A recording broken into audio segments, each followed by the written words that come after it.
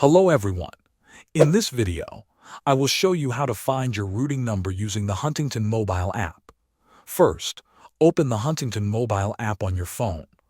Once the app opens, go ahead and log in using your username and password. After you are logged in, you will see your account overview screen. Here, you will find a list of your accounts, such as checking or savings. Tap on the specific account where you want to find the routing number. For most people, this will be their checking account. Once you select the account, you will be taken to the account details page. Look for the section labeled Summary.